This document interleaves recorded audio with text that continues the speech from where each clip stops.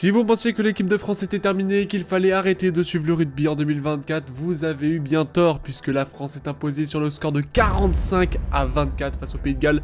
Les Bleus sont retrouvés. Nous avons revu cette équipe de France qui bat des records et c'est encore le cas aujourd'hui. Je vais vous en citer quelques-uns, c'est impressionnant. 6 victoires d'affilée contre les Gallois. Pour retrouver une telle prestation, il faut remonter dans les années 80 avec une série de 10 victoires entre 83 et 93. Donc c'est vraiment impressionnant à ce niveau-là. C'est le plus grand nombre de points marqués au Pays de Galles. Le précédent record était établi dans les années 90 avec 40 points. Là on en met 45, c'est tout bonnement impressionnant. Le 15 de France a été extraordinaire et ça se voit dans les chiffres, près de la moitié des points marqués par les Français lors du tournoi au global ont été marqués pendant ce match. Enfin, c'est délirant. Et avec tout ça, les Bleus ont marqué autant d'essais que lors des 3 premières journées du tournoi. Franchement, c'est génial. On retrouve nos Bleus et on voit que ça fait plaisir. On avait des doutes sur la stratégie, sur certains joueurs qui étaient en place et il y a eu des changements, des jeunes joueurs ont fait leur apparition et ils ont très bien performé. Je précise avant toute chose, et non, c'est pas une pub, si vous en voulez, il y en a une en description, mais tranquille. Je fais ce débrief à chaud, ça me permet de vous le proposer assez rapidement et surtout que je n'aurai pas le temps disponible pour le faire. Donc il y a peut-être des choses qui seront manquantes. N'hésitez pas à me dire ce que vous en pensez en commentaire et j'ai essayé de faire au mieux. De toute façon, il va y avoir plein de schémas. Alors ce match s'est déroulé en 3 parties. On a eu la première période où on avait un chassé-croisé. Les équipes se répondaient à chaque fois et c'était super impressionnant. C'était très agréable et en même temps un peu stressant comme un France-Pays de Galles à l'habitude. Au début les Gallois menaient, puis les Français sont montés petit à petit, ils sont passés devant, les Gallois ont repris la main et ce sont les Bleus qui passent en tête à la pause avec 3 points d'avance. Donc vraiment très serré. Et ce qui est le plus impressionnant sur cette première période, je me permets de lire les notes, on a eu 62% de possession de la France. C'était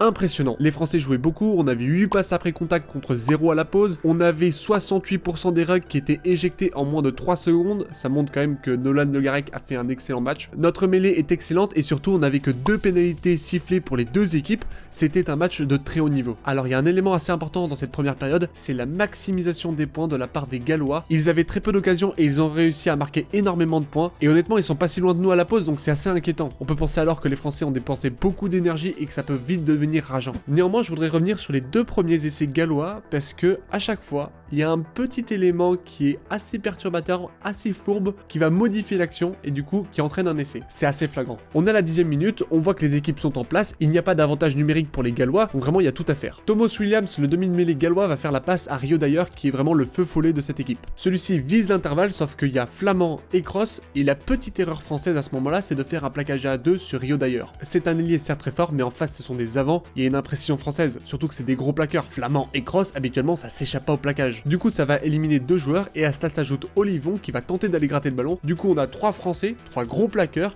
qui se retrouvent bloqués. Sauf que la balle elle est toujours galloise et Thomas Williams va la relever. On se retrouve avec cette fois-ci un 4 contre 3. Léo Barré est un peu plus en recul donc c'est quasiment un 4 contre 2 plus 1. Williams porte le ballon et va être plaqué. Julien Marchand va aller faire un magnifique plaquage offensif sur le numéro 5 gallois. Sauf que lui a le temps de faire une passe en arrière et ça arrive dans les mains de Dyer. Ouais. En fait, la situation est ultra intéressante. Dyer vient de récupérer la balle. Olivon tente d'aller plaquer le porteur de balle. Sauf qu'on a Assirati, le pilier gallois, qui va se décaler légèrement vers la droite pour gêner Olivon. À ce moment-là, on a un trou et c'est suffisant pour que Rio Dyer n'ait qu'à contourner son pilier et puis prendre l'intervalle. C'est ce qui se passe. Kroos ne peut rien faire et puis Rio Dyer va aller marquer entre les poteaux. C'est le premier essai gallois. Sauf que ça part quand même d'une toute petite fourberie. Pas grand chose. Alors ça mérite pas forcément une pénalité pour un écran puisque ça me fait penser un petit peu à l'essai de Ratez face à l'Angleterre, le tout premier essai français qui est marqué contre l'Angleterre en 2020. On a Mohamed Aouas qui va légèrement ouvrir l'intervalle et du coup Ratez peut s'engouffrer à l'intérieur. Mais bon, c'est bien si ça arrive pas trop de fois, sauf que le deuxième essai gallois, il arrive clairement d'un écran, enfin plutôt du capitaine Jenkins qui va être le déménageur. Situation encore une fois où l'attaque et la défense sont en place, donc normalement ça peut pas passer. On a la passe d'une demi de mêlée au demi d'ouverture, mais regardez bien la course du numéro 6. Jenkins aurait pu clairement recevoir la balle, sauf qu'il va aller péter. Il va y avoir une passe dans le dos pour le numéro 12, sauf qu'il y a un contact entre 2 porteurs et Jenkins. Et à ce moment-là, on voit clairement la défense française ouverte. Le capitaine gallois est arrivé, il a ouvert la porte pour son centre, et à ce moment-là, c'est tranquille, il n'y a plus qu'à prendre l'intervalle. 2 porteurs arrivent, mais il est déséquilibré, il avait été un peu poussé, le rideau est franchi, il n'y a plus qu'à faire une passe à l'intérieur pour le demi de mêlée, et c'est entre les poteaux. Là encore, ça se joue à des détails, je sais pas ce que vous en pensez, mais honnêtement, c'est bien plus flagrant que le premier essai, ça aurait peut-être mérité un revisionnage.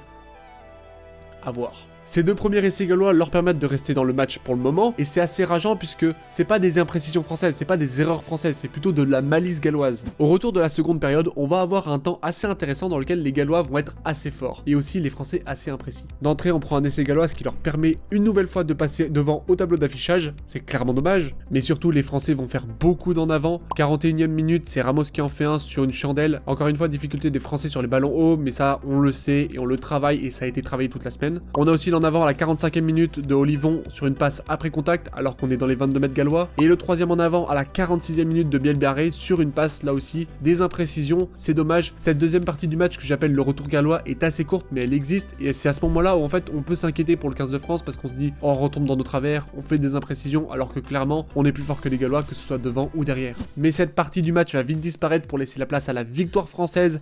Les Français se sont mis en mode rouleau compresseur dès la 50e minute. On asphyxiait les Gallois, ils étaient dans leur camp, ils ne pouvaient rien faire. On a passé beaucoup de temps dans leurs 22 mètres et cette fois-ci, on a marqué des points. J'ai bien aimé quand les Français ont pris les points à la 60e pour recoller un petit peu au score. Ça a permis de concrétiser le temps fort que l'on voyait depuis 10 minutes et c'était important de marquer des points. Et du coup, je vais m'attarder sur l'essai qui a vraiment donné la victoire aux Français. C'est à partir de ce moment-là que les Français vont enchaîner. On est aux alentours de la 63e minute, les Gallois ont fait un en avant, on va avoir une mêlée. Déjà, la mêlée française était ultra conquérante, mais là, c'est surtout les trois quarts qui vont faire la différence. Le lancement de jeu est très intéressant, surtout que Bielbarré a décroché de son aile, là où Josh Adams est toujours présent, il y a un Gallois en moins. Passe de Le Garrec pour deux porteurs, celui-ci fait une passe dans le dos pour Ramos. Ce qui est très intéressant, c'est que Fickou a suivi deux porteurs, donc du coup, la défense galloise est assez resserrée. On a voulu monter sur les deux centres, mais le ballon est derrière. Ramos fixe et donne pour Bielbarré, situation de 3 contre 3, mais il y a de la place. Bielbarré fixe donne pour Léo Barré, prise d'intervalle et il arrive à faire un geste exceptionnel, il se sort du plaquage à 2 et il fait une passe après contact pour Penaud, ça c'est formidable, c'est vraiment le moment le plus important de l'action. Damien Penaud va jouer son duel face à Winnet, je vous laisse deviner où l'arrière gallois termine son action, mais le plus important c'est que l'ailier français arrive à faire une passe après contact, Le Garrec va la récupérer de justesse,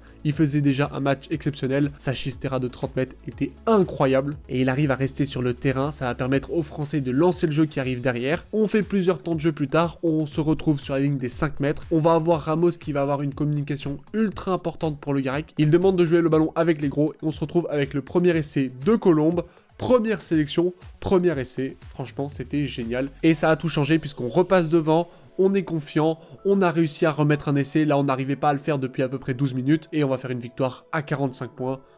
Phénoménal. Ces 3 temps dans le match, première période, le retour gallois et la victoire française sont bien définis et ça se revoit sur l'évolution des pénalités. Il y a eu un moment assez intéressant dans lequel les Gallois vont prendre 4 pénalités à peu près en 10 minutes, là où les Français, au final, ne vont avoir que 3 pénalités, c'est vraiment que dalle. Enfin vraiment, c'est vraiment une prestation XXL de tous les Bleus. Je me suis un peu amusé à voir l'importance de ces pénalités depuis le début du tournoi et le match contre le Pays de Galles ne représente que 8% des fautes françaises. Ce match est enfin une référence pour cette équipe, la mêlée était formidable, je pense qu'on a l'un des meilleurs packs au monde et quand les arrières sont présents, franchement ça donne une équipe imbattable. Avec tout ceci, vous ajoutez qu'on a 90% de plaquage réussi, le staff et les joueurs corrigent de plus en plus les petites erreurs. Honnêtement, contre l'Angleterre, j'ai vraiment hâte de voir ce que ça va donner. Merci les Bleus pour cette prestation, vous nous avez fait vibrer, je pense que vous êtes très heureux et je le suis énormément. Ce week-end de rugby était incroyable. Victoire de l'Italie face à l'Écosse, victoire de l'Angleterre face à l'Irlande. On a peut-être une toute petite chance de gagner le tournoi, mais je suis pas tout à fait sûr, je vais vérifier ça. Et ensuite, la victoire française, quoi. Une large victoire française. C'est génial. Faut vraiment qu'on en profite, ça fait du bien. Alors bien sûr, il y a des choses à rectifier, mais honnêtement, ça va dans le bon sens. On est dans la bonne direction,